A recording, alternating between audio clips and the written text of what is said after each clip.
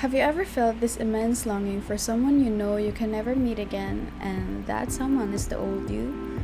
It's like the best parts of you were maxed out 5 years ago, and you're now just living in the shadow of your former glory. If this is you, welcome to the club. Hi, I'm Yeri, and in this video, I'll be talking about how constantly looking back to the past version of you can make you feel stuck and how to be unstuck. Do you ever feel like life was so much better a few years back and every day you wish to go back to the best moments of your life? It's like you're in a constant loop of trying to bring back the old you to the point that you are resenting who you are today. That's me. When I look back to how I was, she feels like a different person. She was writing and directing films, she was writing songs every day, she painted, she drew, she was making soap at home, she did tons of volunteering work, she woke up before sunrise daily. She worked out every morning. She committed to cooking everything at home, and on top of that, she was a student. She was studying, and then she was working a corporate job.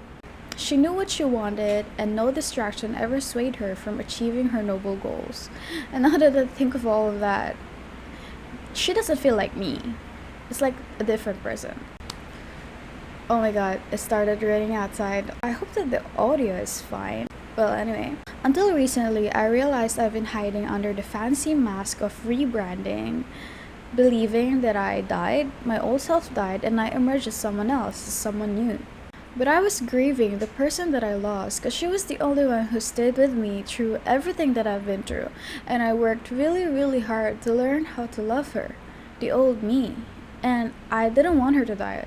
Like really, I really didn't want her to die. Missing your old self creates a heavy feeling of being stuck because you're constantly comparing your present reality to the best memories of your life. This painful gap between who you were and who you are now traps your energy in the past, making it hard for you to move forward and accept your reality today.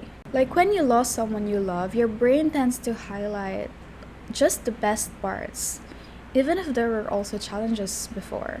That is why it's so important to take everything you see and hear on the internet with a grain of salt, because there is no one-size-fits-all advice for everyone. What all those glow-up guides made me forget is that I didn't have to kill the old me in order to become a better version of myself. Because if you think about it, change is not the word if you're gonna build everything from scratch, because if you would be building everything from scratch for your new identity, then you will have to go back to the day you were conceived and born, because everything up from that point up to now is what made you who you are. So killing the old you is like forgetting all the good and bad experiences and situations that piled up to shape who you have become today.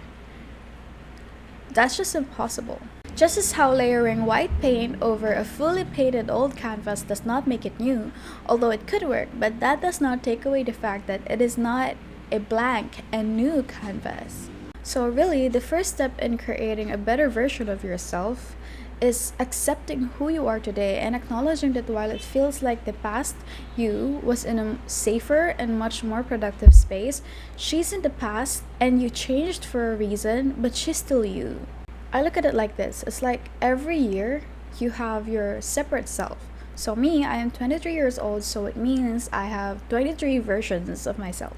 4-year-old Yeri will have her own opinions and point of view of the world that is different from 13-year-old, 18-year-old, and 20-year-old Yeri. Every year will inevitably be different, but if you continue to mourn the past you, that doesn't mean that change stopped coming. That can be true. You'll just be buried deep in constant longing for what was lost and resenting your present reality.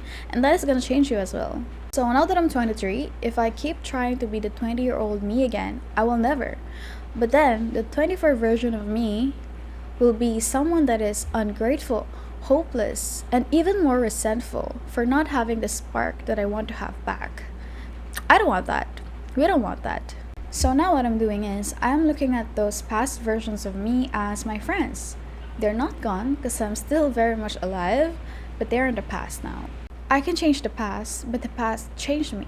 I am who I am now because of that change. And what's gonna change my future is not in the past anymore, it's in my present.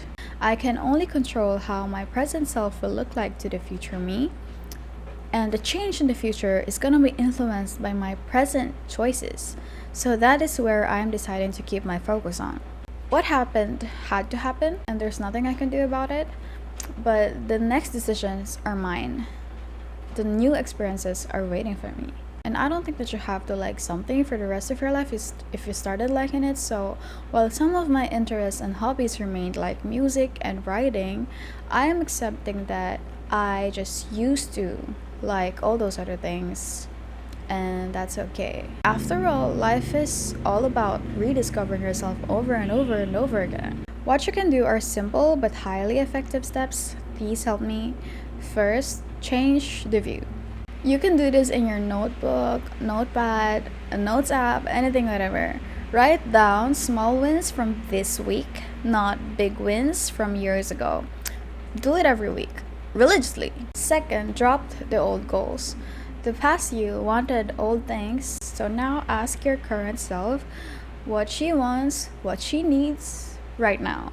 Lastly, reward yourself. You being here is a big proof that the past version of you won her battles, and now it's your turn to do the same for the future you. If you're here and you resonate with what this video is all about, I hope you know that it's okay. You can change your favorites now and then. Maybe you feel like you lost some of your strengths as you got older, but hey, maybe you're not just looking at the new strengths you found. You may be surprised by how many new strengths you have acquired with all the tough lessons that life threw your way. You're so strong. I think that's the end of this video. The main point is you don't have to die to become someone new. You'll miss yourself sooner or later, but you have to let her go. Her sacrifices and hardships are not your strengths, for sure, but to see that, you have to be able to accept who you are today as your baseline and focus on shaping your new version with all the knowledge and experiences from the past versions of you all intact in your head. She's a friend, not an enemy. She's you. Thank you so much if you're still here in this part of the video. I just want to say that I see all those kind comments and I really appreciate each one of you.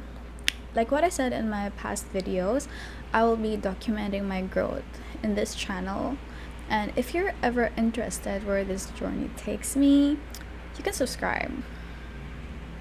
Love you all. Goodbye.